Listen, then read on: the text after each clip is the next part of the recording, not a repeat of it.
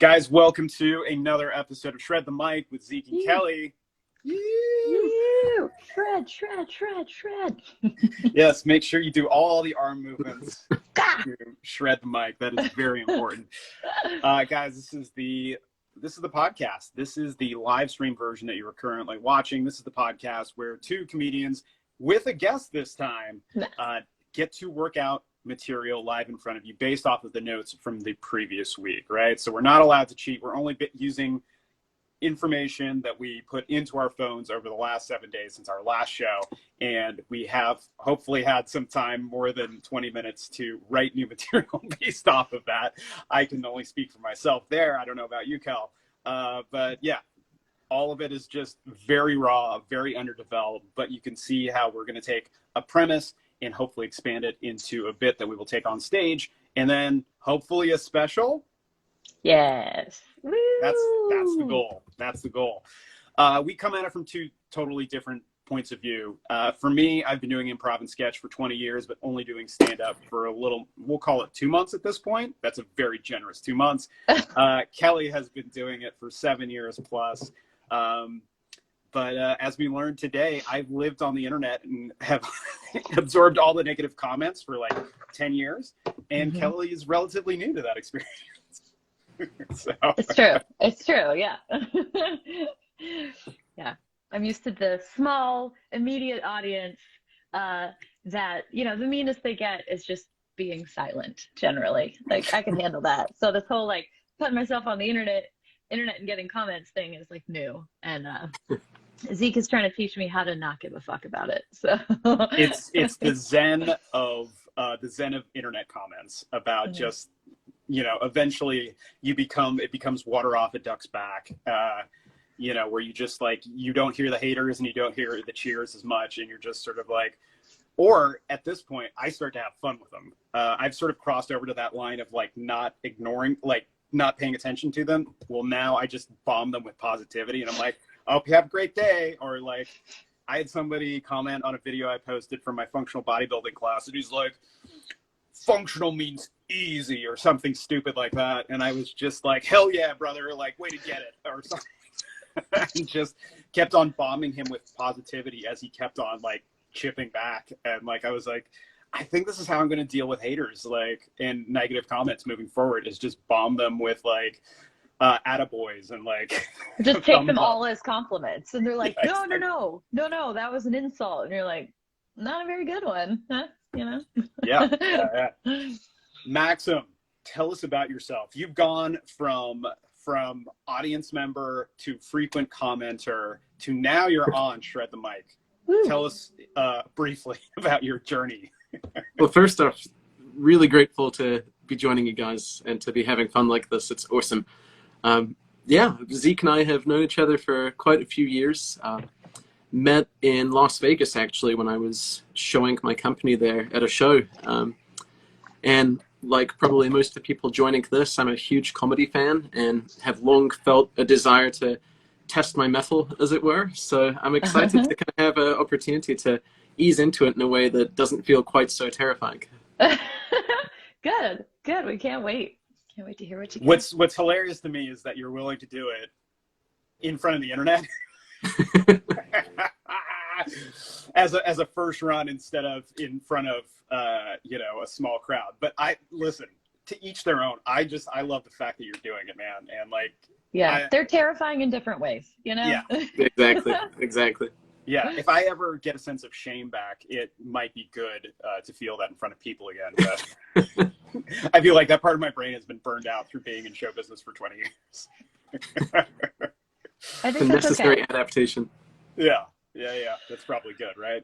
Okay, segment that we accidentally stumbled into last week when we did the podcast is lessons learned from our previous week. Based on what we did on the podcast, what did we learn based off comments, suggestions, running the set live? Kel, why don't you take things away? Why don't you go first? Well, my thing I learned is kind of related to what we were talking about earlier with comments. You know, like I said, I am getting used to having comments, like not in here. In here, the comments are all positive and supportive because you guys are awesome. But just like posting my reels of stand-up on, here on TikTok and YouTube, the more views you get, the more comments you get. And like at first, when I would get negative comments, I would get that like jolt of adrenaline and be like, oh my God, and just like didn't know what to do. And I would just like go delete it immediately. And then later I would think of all the funny things I could have said to that person, or at least just like used for a stand-up set later. So now what I do is I take a screenshot of their stupid comments and then I block them. So I can at least use it for material. Yeah, so that's I love it. That's what I learned this week. That's great. That's so good. No, eventually you'll become dead inside, and then you'll round the corner. Appreciate Do you it. want me to become dead inside? No, of course not. Of course not. Like, I'm having a little bit of a rebirth now where I'm starting to have feelings again. But yeah, like being on the internet for 10 years of just getting shat on, especially when YouTube was just a giant dumpster fire of racism and sexism and homophobia in the early days. Woo! Mm. Like, yeah, 2011 YouTube, man, that'll ruin you. Ooh, glad I missed that part. Yeah. Everybody should be glad there's now content moderation like that. Thank you, YouTube. Okay. Lessons learned from me based off of last week. I learned that my comedian underwriter bit has some legs to it. However, I still haven't cracked it because I still assume that an audience has more information about the insurance industry than I do, which... I just it's Dunning-Kruger effect stuff where it's sort of like, well, listen, if this idiot knows it, like everyone should know about insurance forms and certificates of insurance and limits on policies and all that other dumb stuff that just happens. But no, it turns out people don't. And so I need to find a new way to crack that knowledge gap between me and the audience. So that was thing one.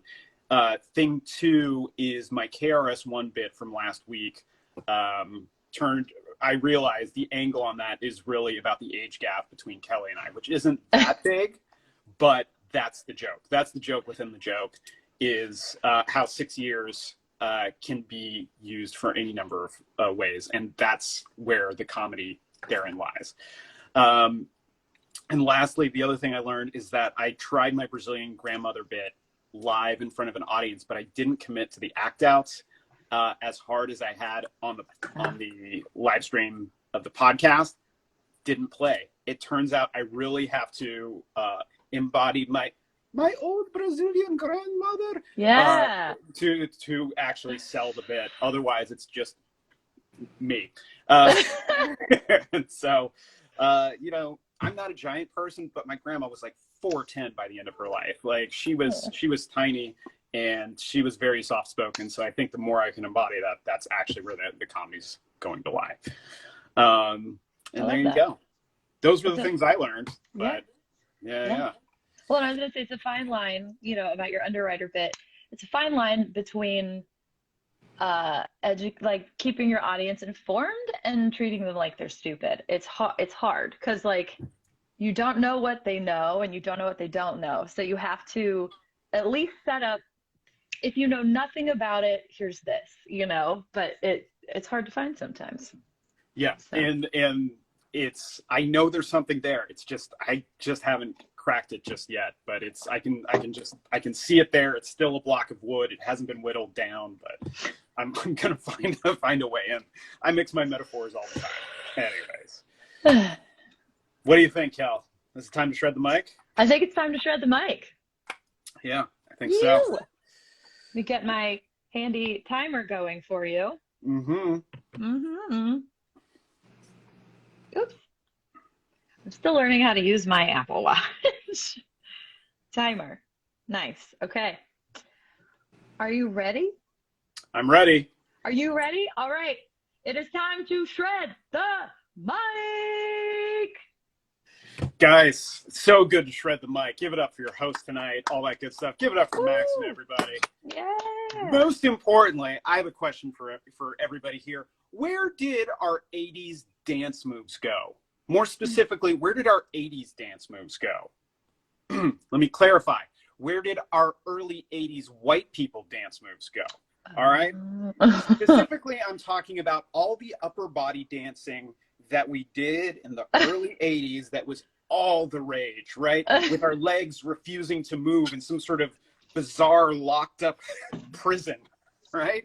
All the girls were all shoulder dancing, right? Guys had a lot of this rocking movement, and all the dramatic dance moves, like people who actually knew choreography in like the new wave early 80s had lots of flair and like hand dancing going on like this.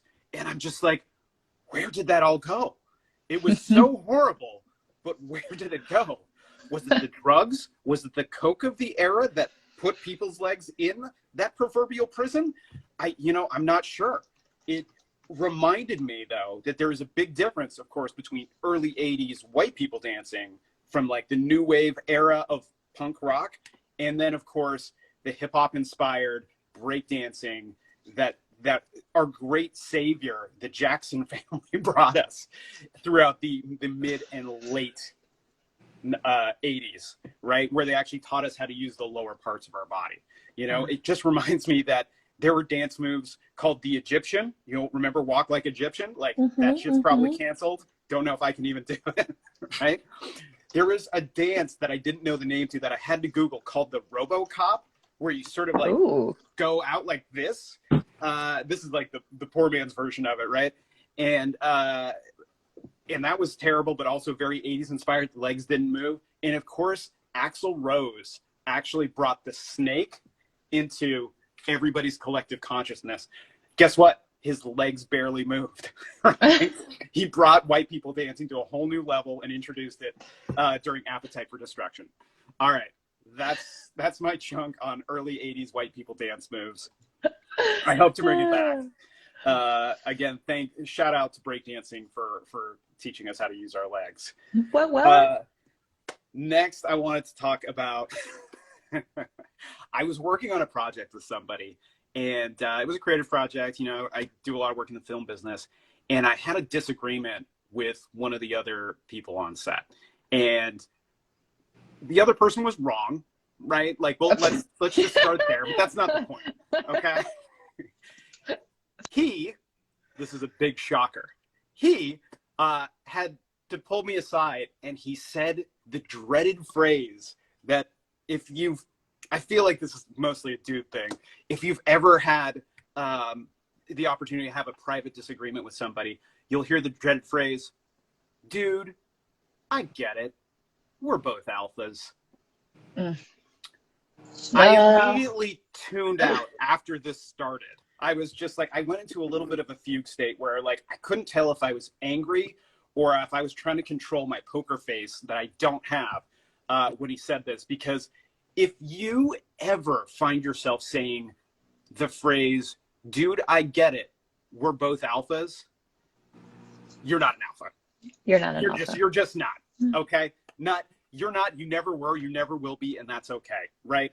Just, let's ignore the fact that the scientist who came up with this entire theory, the alpha wolf hypothesis, ended up walking back the entire theory a couple of years after it was published, but it still exists in pop culture. We'll ignore that for a second, right? But I have to admit that I've come across this phrase, this conversation has happened more times in my life than I care to admit.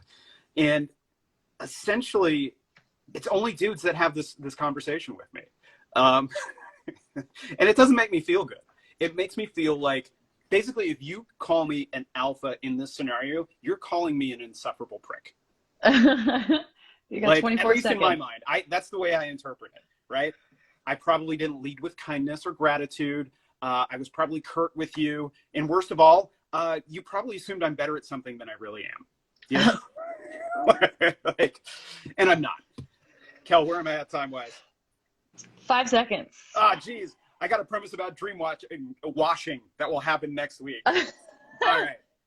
There you go. That's my Boom, time. that's Thank time. you so much. All right. Give it up for Zeke Thomas. Woo. Thank you so much. Thank you so much. All right. Let's see. Feedback. Okay, your 80s dance moves thing is funny. I know this is a small screen, but I wanted to see your dance moves. So when you do this on stage, Yeah. you better do every single dance move. I 100%. understand this is, tiny, but I want to see them. And I was thinking, I would love to hear an hypothesis or two as to why they aren't using their legs. Ooh. Like, what was happening in the early 80s that people couldn't or wouldn't dance with their legs? Also, I wrote down it's like the opposite of river dance, which is all legs and no arms. I don't know if that has anything to do with anything. I love but that. like- I love that. That's a great point. The inverse there- river dance. It's Yeah. it's the inverse of river dance. Yeah. Bergs agrees. She wants to see your moves. What do you think, Maxim? Definitely agree with all of that. I feel like I wanted to hear more about situations where people would deploy those dance moves, as like a last resort kind of decision, and where they're maybe kind of used in an awkward way today. Like, when are you dusting off these kind of antiques and bringing them out? Antiques is a great word to describe it. I'm all right. Keeping that. Yeah. Like, it made me think about this idea of like dance move antiquing, right? Where it's like you're kind of hunting for like you're hunting for like buried treasures, and people are appreciating them in different levels. And I loved your bit, like the bit about kind of the dude, like, we're both alphas, definitely made me chuckle. And, it made me think about like, what are like the most like completely awkward or inappropriate moments to say that to somebody. Yeah. I also thought it was interesting that you take that as an insult, because that's not how I would take it, I guess. So that was a fresh take on, to me, I feel like it's usually whoever's saying we're both alphas is trying to get up to your level, is like how it sounds to me. Or like if they're saying it about someone, like, I played on a volleyball team with these dudes who were, both trying to be in charge of the team, and one of them was talking to me about the other one. He's like, we're both alphas, like, you got it. And like, guess what? The other guy didn't say anything about being an alpha, and I think he actually was. Imagine saying that out loud while you're sitting in a bathroom stool and here's someone next to you. Maxim, I feel like you've probably had this conversation in the tech startup space. It just has someone ever said the phrase, "Dude, I get it, we're both alphas" to you? Thankfully, no. But there is no shortage of douchey broisms in that space for sure. Yeah. I don't know, man. I feel like the weekend we met in Vegas, I'm pretty sure somebody said it to you. You just don't remember. They had It's all to. right. They had to. It was CES, just for context. Like, it was a Exactly. consumer electronics show, so like it had to be. Yeah. Mm-hmm. Awesome. All right. Good stuff, Zeke. Yep. Thank you for the comments, everybody. What's up, Candlin? What up, Lancelot? Love that. Dancing on stage. Thank you. Yes, I hear you, Bergs. Yeah. Howard Wilcox, my longtime friend. How are you? Hell yeah. All right. Okay. So I have shredded the mic. Your feedback was great. Super informative. I actually have an idea about what to do next with these jokes. So Perfect. Thank you. Let's see here. Maxim, are you feeling it? Are you ready to shred the mic for the very first time? Feeling it. First time ever. Shred. All right. Here we go. I got We're the gonna timer. put you on the clock here. Oh, you got the timer? I got the timer. All right. All right. No timer set. Oh, that was Siri. Excuse me. All right, Maxim, here we go. Are you ready to shred the mic? In 3, 2, 1, shred. All right. So it might not be obvious, but I'm actually white. In fact, being British, I feel like I'm a secret, not on the menu level of white. Like housewives, bleached white teeth, super white. So while I'm the son of a Royal Air Force captain's daughter, my dad actually grew up in the British equivalent of the projects, like government housing, super rough area of England. So you would never know in a million years that I grew up going to middle school wearing a blazer. So you really can't judge a book by its cover. That being said, I have thought a lot about my fortunate luck in life and the experiences I've had as a first-generation immigrant, and I'll get to that part in a second. Immigrating to the US, we were given really like the red carpet experience, and I realize it's quite different. Uncle Sam basically shot green cards at my family like it was a t-shirt cannon, and probably not something that most people are accustomed to. See, as a Brit, you get to have dual citizenship. So while the experience for most people is this kind of weird Hunger Games type scenario where they have to renounce your citizenship and pledge your loyalty to the US, instead, as an English person, the government really does kind of grab you, kiss you on the forehead, and goes, here, make sure you have 2 of these passports, just in case. So while I reflect on it, while calling myself a first-generation immigrant is 100% accurate, I also realize it's 100% unreasonable. It feels kind of like the equivalent of trying to qualify for the Paralympics because you're colorblind. I mean, yes, it's technically a disability, but come on now. Suffice to say, my Britishness has never really held me back, and it also makes it acceptable for me to use words like suffice. There are downsides to being British, though, and one of the most painful experiences that I have to live day in and day out is disappointing Uber drivers who hear my accent and immediately want to talk about soccer with me. I have never liked soccer. I still don't follow it. So all I get is these disappointed eyes in the rearview mirror. And I feel like I was thinking about this. This experience must be what it's like to be the guitarist of a cover band. They hear me start and they get super, super excited, only to be completely bummed out.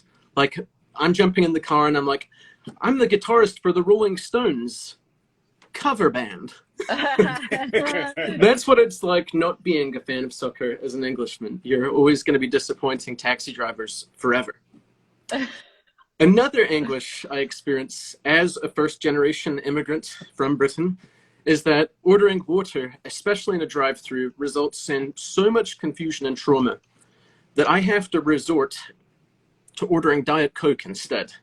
It's such an incredible privilege to be able to order water without confusing the fuck out of people. What I'm saying is that we all have our trials and tribulations.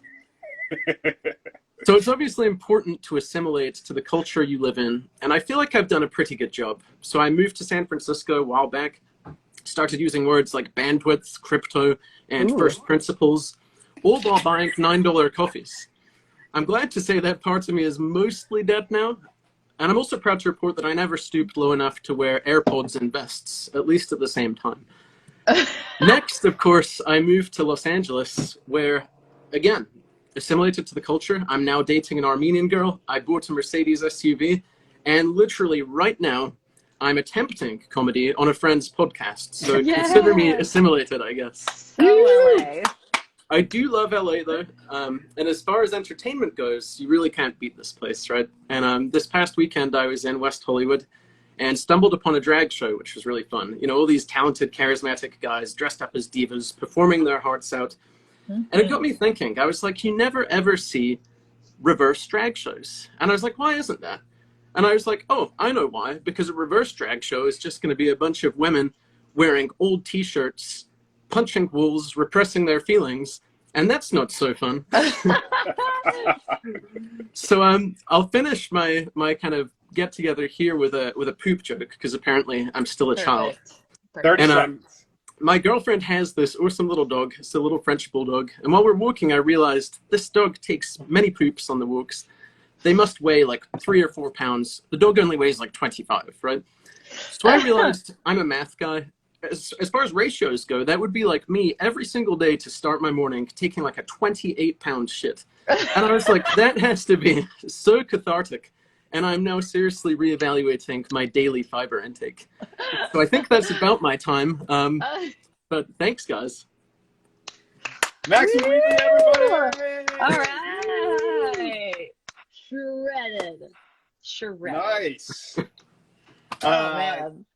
Before we get too far, Maxim, how do you feel how do you feel doing your first 5-minute spot, buddy? That was fun. That was a lot of fun.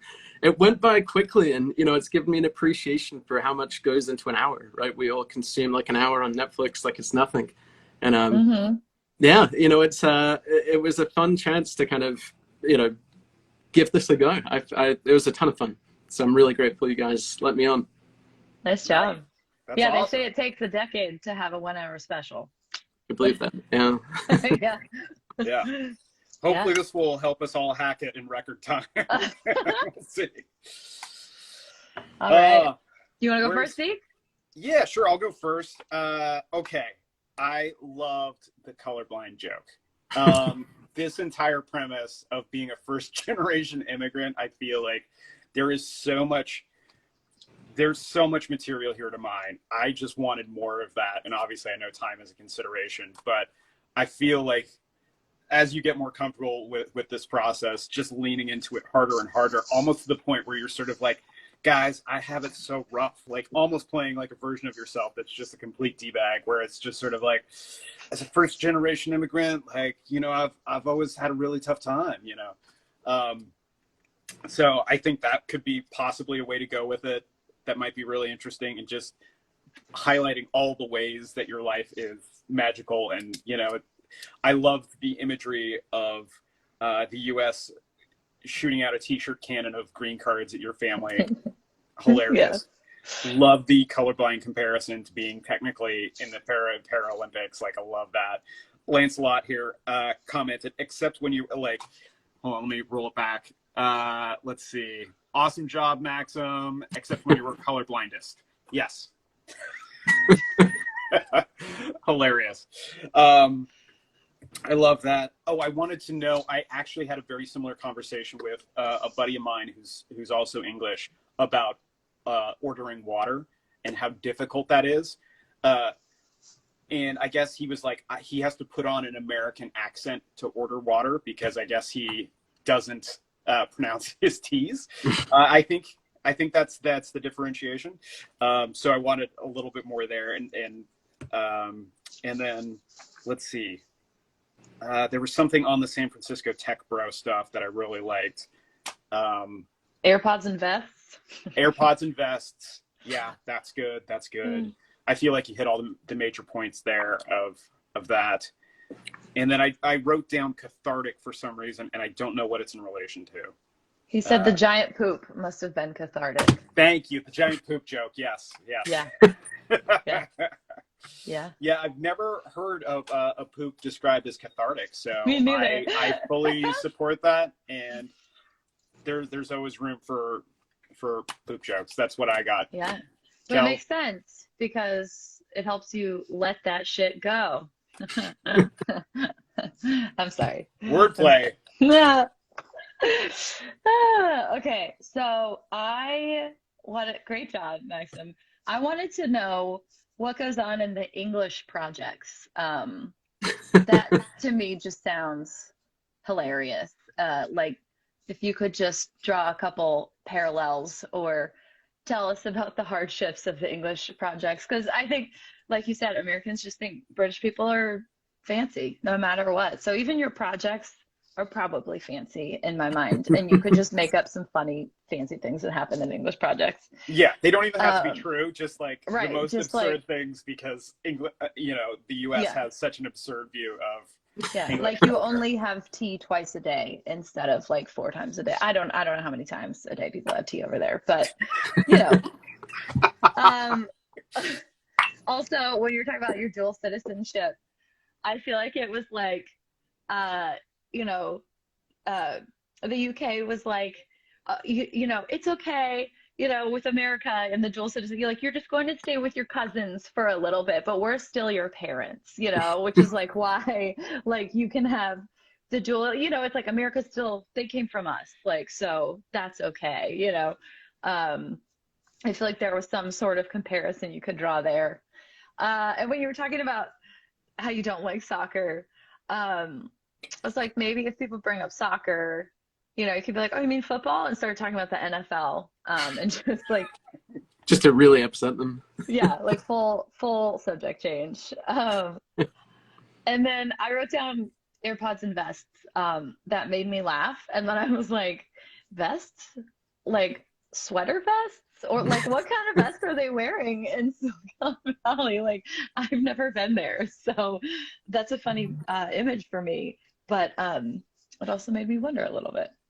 Yeah. But, yeah, great job. Those were my thoughts. Thanks so Sarah much. Berger just chimed in.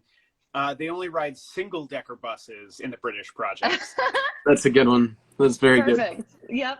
I like love that. I love it. Yep. All right. Cool. Feeling good, feeling strong. You still with us, Maxim? You survived? I did. That was You a ton of didn't fun. pass out? Ton of fun. Great job. Great All right, job. Kel. Are you getting ready to go? You feeling it? Feeling strong? Yes. Feeling ready? Think I'm ready. Think I'm ready. All right. Kelly Shanley, get ready to shred that mic. All right. So Zeke and I love Umami Burger. It's one of our go-to places that we order from. We're a strictly pickup now because the last time we ordered delivery, they sent our food to us in a tiny robot, and it took over an hour to get to our apartment, which is understandable because we're over a mile away from the restaurant. Yeah, so anyway, the last time we picked up the takeout, the guy, the takeout guy was like chatting us up and doing bits with us, and we were like, this guy's definitely a comedian, And I almost invited him to come to shred the mic at our house, but I stopped myself because I think, if I had invited him to shred the mic at our house, he probably would think we either wanted to have a threesome with him, murder him, or both, because shred the mic either sounds like a weird sex move or like a serial killer's signature that he does to his victim's body to let the cops know it was him. Either way, I don't think he'd want any part of it. Okay, next. So I was I'm very, very ticklish. I'm too ticklish. And Zeke will be giving me a hug or something, and I'll just be like, sometimes. And I was like, I'm sorry. I realized this is my trauma from my sister. My older sister, she used to tickle me a lot, and sometimes she would hold me down and pin me down and tickle me, and so I still just flinch and react to it, even as an adult. And then I realized wow, the only trauma that my big sister inflicted on me was tickling me too much. I'm very, very lucky, and that's not a joke yet, but I love the premise of I have the nicest big sister in the world, and the meanest thing she ever did was tickle me too much. So that's that one. Let's see. So ever since I was a little kid, I have been terrified of the idea of giving birth to a child. Labor, probably my number one fear, right? Most people say public speaking. I'm like, nah, labor. And when I was in high school, I was in a program called Medical Explorers, and we got to go to the hospital and shadow different people. And I got to follow the OBGYN wing, and they were just asking me questions like, oh, how big were you when you were born? And I was like, oh, I was 9 pounds. And they're like, oh, okay. And a baby goes by, I was like, oh, that baby doesn't look too bad. Thinking maybe I could handle that. And they're like, oh, that baby's 6 pounds. I was like, oh, okay. They're like, we'll be sure to show you a 9-pound baby if they have one of those in here. And a couple hours later, they were like, Kelly, come over here. There's a 9-pound baby. You guys, I was horrified. It looked like it had eaten the 6-pound baby. It was so big. I developed a whole new respect for my mom then. And it did not cure me of my fear of labor. I'll put it that way. How am I doing on time? You got, oh my God, you got 2 minutes. Okay. So, this is just a weird story. A few years ago, I went to Vegas with some friends. It was one of my friend's birthday, and she was like, we're going to go see one of those Chippendale style shows. And I was like, awesome, let's do it. But like we got in the cab or the Uber, it was a while ago. I don't remember which one, and we're just going like away from the strip. And we end up at like a tiny strip mall way away from all the action. And they were like, well, this is the address. And it was like a leather shop, like not like purses, but like a sex shop with like ball gags and all kinds of weird shit, right? And I was like, this can't be it, right? And then, some charming man walks out. He's like, are you guys here for the show? And we were like, I think so. And he leads us through the shop into the back. There's this tiny little black box theater, and that's what the show was. And like, I'm not trying to be mean, but the production value of this show was exactly how you would imagine it being in the back of a sex shop on a strip mall in Vegas. It was pretty much just like 5 dudes, and they just came out naked. They were naked the whole time. Like, there was no stripping, there was no illusion, there was no, teasing. They were just naked the whole time. And it was one of those things where like at first you can't look at anything else but their dicks, right? Because they're dancing and they're running and you're like, what are their dicks doing? This is so weird. And then after like 10 minutes, you're just numb. You're just numb to it. And you're just like, okay.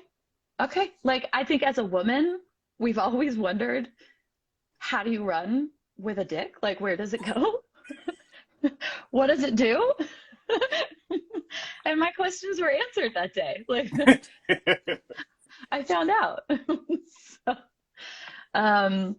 And that's your time, Cal. Oh, perfect. All right. Thank you. Shredded. Shredded for sure. Guys, if you have comments on jokes, punch-ups, or anything along those lines, make sure you use the hashtag to go along with the joke so we know which joke you guys are talking about. Kel, what were our bits that we had? We had leather sex show. We had scared like labor jokes. Babies. My big sister tickling me. Oh, the trauma of a big sister. Yep. Mm-hmm. And then the inviting a stranger to shred the mic at our house. Yes. Yeah. Maxim, your thoughts?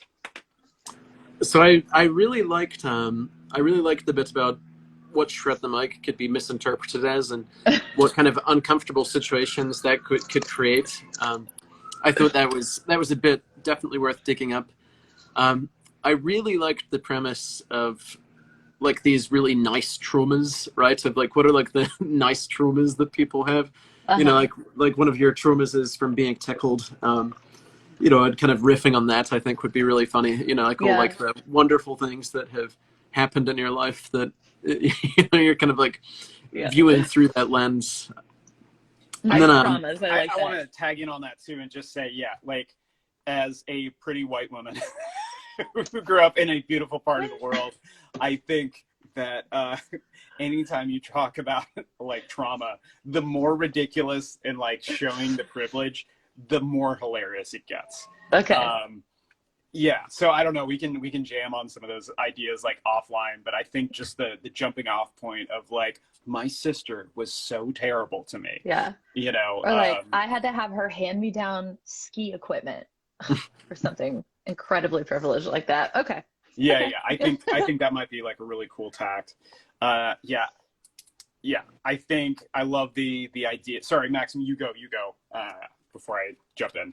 Oh no worries. No, and I loved the idea of kind of going further with like this show that you were talking about for the final piece, and like thinking about like the different kinds of people that might, and I think you could build off of like the shred the mic piece, like this idea, right, of like what happens when you misinterpret what something means or how something is built, and showing up to somewhere with completely misaligned expectations. Like I think there's a lot there for sure. That could be a good tag too if I did this in the same set. If you'd be like, this is what he thought shred the mic would be, with that weird fucking. Ooh, that's so good. That's so good. Because I was gonna say, like, if you frame the back of the sex store shop as like, we thought this was gonna be so sexy, like just really set up your expectations, like the emotional reversal that we always talk about in comedy being just like, it's going to be the greatest thing ever. And it was 5 dudes who were naked from the beginning, just dancing around a black box theater. And it's just like the sexiest thing ever in your mind to the least sexy version of a bunch of floppy dicks hanging out in a black box theater. Pretty much, like, yeah. Like I obviously wasn't at this show, but I can see, I can see it. So that's how we met. Yeah, exactly. Zeke was one of the dancers. I was one of the floppy dick dancers. Yeah. See, that's how I met Maxim, actually, in Vegas. It wasn't the Consumer Electronics Show. It was this floppy dick dance thing in the back of a leather store. Not a purse store, but a sexy store. Shout out to Bergs for that.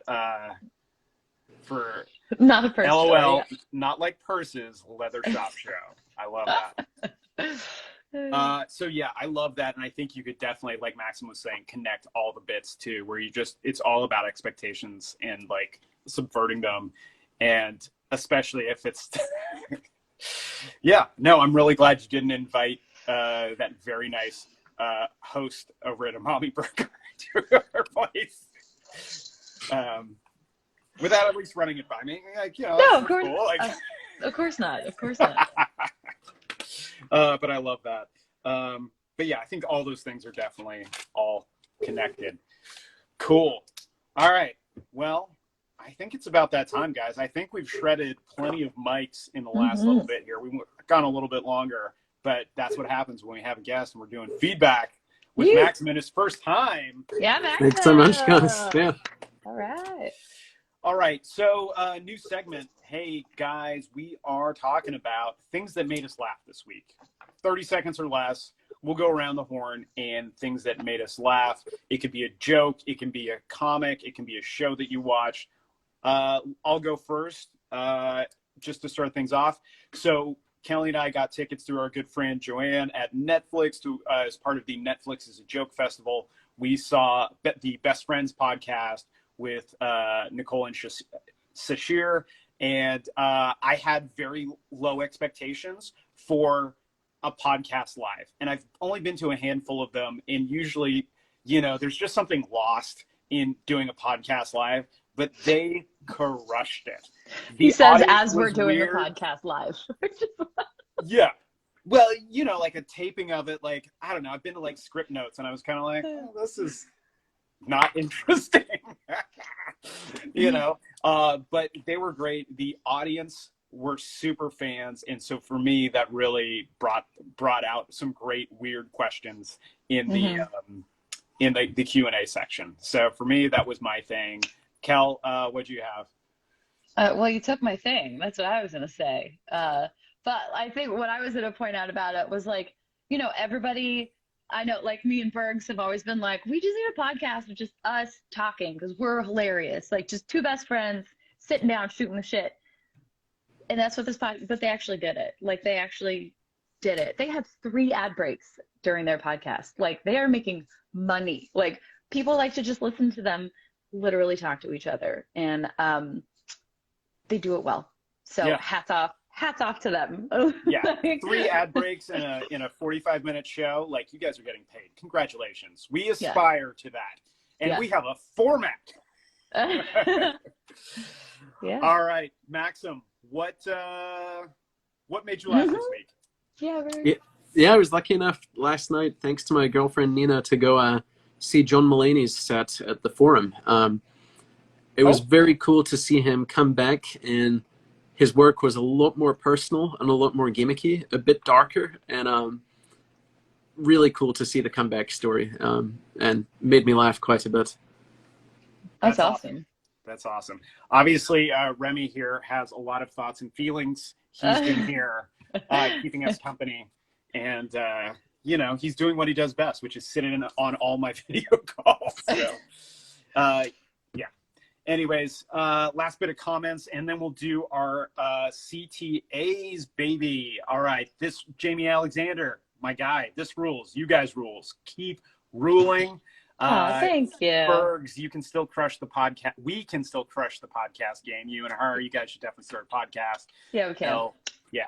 Okay. Announcements. We are now on Spotify, Apple Podcasts, Stitcher, Anchor, and I believe as of today, we're on Google Podcasts as well. So we are on all the places, all the platforms. So if you didn't catch us here live and participate, you can always listen back, or if you missed part of it, full podcast episodes are going to be available wherever you get podcasts these days. Kelly, where can people find you on the internet if they want to write wonderful things to you? Instagram and TikTok, I have the same handle. It's just at Kelly A. Shanley. And on YouTube, I have a channel as well. Please subscribe to me on YouTube because I'm trying to grow a channel over there. Just Kelly Shanley over there. I'm also on Medium. I have a lot of humor pieces that have been published over there. Again, just at Kelly Shanley. And yeah, I got a Patreon coming soon. And I will say I did book a show, my birthday show. It's gonna be June 9th at Flappers Comedy Club in Burbank at 7:30 p.m. It's a Thursday. And it's gonna shred. I'll put it that way. So if you're in the Los Angeles area, I will put more details out later, but come to the show. It'll be fun. Yeah, let's sell it out. Let's sell out that room, everybody. That show is official. I know we announced it last week kind of preemptively, but it is podcast official. Deal memos have been signed. It's real. Hey, Maxim, how can people find you on the internet if you want them to find you at all? Well, I definitely don't have a lot of surface area, but people can definitely find me on Twitter, Maxim Wheatley, pretty easy to find. Certainly here on Instagram at MaximDub, D-U-B. And then catch me hopefully next time whenever I do this, wherever I do this next. Nice. Do it again. That's awesome. Guys, you can find me on Instagram and TikTok. Zeke Thomas is rad. You obviously found the Instagram. You can find it. TikTok, same thing. YouTube, Zeke Thomas. And of course, for all your other Zeke Thomas related needs, ZekeThomas.com. And of course, there's the Patreon. That's right. Zeke Thomas is rad. We have some new patrons as of this week that I'd love to give some shout outs to. Let's see. New patrons include Kimberly Browning. What's up? Noah Kinsey. Give it up for Noah Kinsey. He's got a great podcast as well. You should definitely listen to his Coffee Time with Noah Kinsey. And of course, my buddy, Mike Dennehy. All new patrons. They've all joined the community, joined the squad, joined the SARF club of internet jokes and keeping this thing going. For as little as $5 a month, you too can also join this wonderful community where you get early access. You get BTS pictures, behind the scenes pictures, not pictures of the band BTS. And of course, patron only announcements. Guys, that's all I have. You guys have been awesome. Maxim, thank you again for coming on and joining us and Maxim. Joining us for the very first time and putting yourself out there. That definitely does not go unnoticed. Kelly, my girlfriend, way to shred as always. And guys, you're awesome at home. Thank you so much. Thank you for commenting. And of course, you guys are awesome. You guys are legion. We will see you next Wednesday at 6 p.m. for another episode of Shred the Mic with Zeke and Kelly. Woo! Bye, guys. Thanks so much, guys. See you soon. Bye. Thank you, Maxim.